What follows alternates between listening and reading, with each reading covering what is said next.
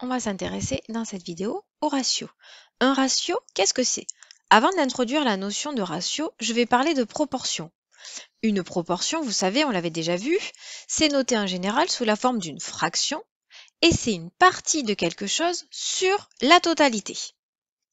Et vous allez voir que pour le ratio, c'est différent. Alors, voyons le premier exemple. C'est une urne comportant 9 boules, 4 bleus, 1, 2, 3, 4 et 5 rouges. 1, 2, 3, 4, 5. Si on demande la proportion de billes bleues, elle est égale à 4 neuvièmes. Pourquoi? Parce que j'ai bien 4 billets bleus sur les 9 au total. Donc ça, c'est la proportion. C'est une fraction qui correspond à une partie sur un tout. Maintenant, on va regarder le ratio. Le ratio, c'est aussi une comparaison, mais avec quelques différences. Tout d'abord, il s'écrit avec 2 points. Ici, vous voyez les 2 points. Et non avec une barre de fraction. Et ensuite, la deuxième différence, c'est qu'il faut choisir un ordre. Ici, j'ai choisi de faire le ratio les billes bleues pour les billes rouges. Alors, le ratio est égal à 4 pour 5.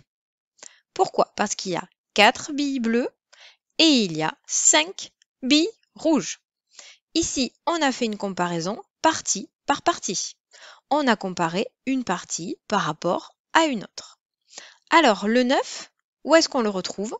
Eh bien, on le retrouve en faisant 5 plus 4 égale 9. Notre total de billes est bien égal à 9. Deuxième exemple. Dans une classe, la proportion des filles est de 1/4 et celle des garçons est de 3/4. Donc, je compte une fille pour 3 garçons. Donc, le ratio fille-garçon est de 1 pour 3 parce que j'ai une fille pour 3 garçons. Voici l'exemple de la leçon. J'ai un paquet de bonbons qui contient 13 bonbons à la fraise et 8 bonbons au citron. Et je veux savoir quel est le ratio bonbons à la fraise, bonbons au citron. Il me suffit de compter les bonbons à la fraise et les bonbons au citron. Donc, le ratio bonbons à la fraise pour les bonbons au citron est de 13 pour 8. Parce que j'ai 13 bonbons à la fraise et j'ai 8 bonbons au citron. Jusqu'à présent, nous avons vu des ratios où il n'y avait que 2 catégories. Mais nous pouvons avoir des ratios où il y a 3, 4, 5, 6 catégories. Le principe restera le même. Vous devez établir la proportion de chaque catégorie. Ici, par exemple, j'ai 3 catégories. J'ai la catégorie des pommes, puis des poires, puis des cerises. On doit, pour établir le ratio, déterminer un ordre. Qu'est-ce que je veux faire?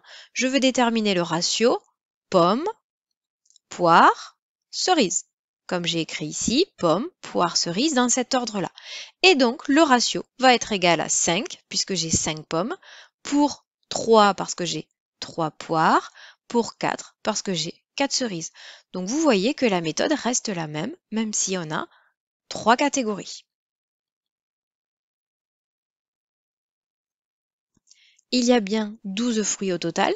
5 plus 3 plus 4 est égal à 12. Donc, on a bien compté chaque catégorie une et une seule fois. On peut dire que le ratio est l'expression d'une proportion entre les différentes parties d'un tout, c'est-à-dire d'un total, et non pas une proportion parmi un tout. Alors, dans le cas général, si j'ai deux nombres qui sont dans le ratio 2 pour 3, on aura cette représentation, c'est-à-dire que la partie A correspondra à 2 cases et la partie B correspondra à 3 cases. J'ai bien mon ratio 2 parce que j'ai 2 cases pour 3 parce que j'ai 3 cases. Et donc du coup, mes deux nombres A et B vont respecter cette proportion, c'est-à-dire A sur 2 est égal à B sur 3. Ou bien, vous pouvez aussi considérer cette égalité de fraction, A sur B est égal à 2 tiers. Nous pouvons aussi considérer le ratio pour 3 nombres. Donc les nombres A, B et C sont dans le ratio 2 pour 3 pour 7. J'ai représenté la situation à l'aide de ce schéma-là. 2 cases pour le A, 3 cases pour le B et 7 cases pour le C. J'ai bien respecté le ratio 2 pour 3 pour 7. Et on a cette égalité de fractions. A sur 2 est égal à B sur 3 est égal à C sur 7. Et vous retrouvez ici le ratio 2 pour 3 pour 7.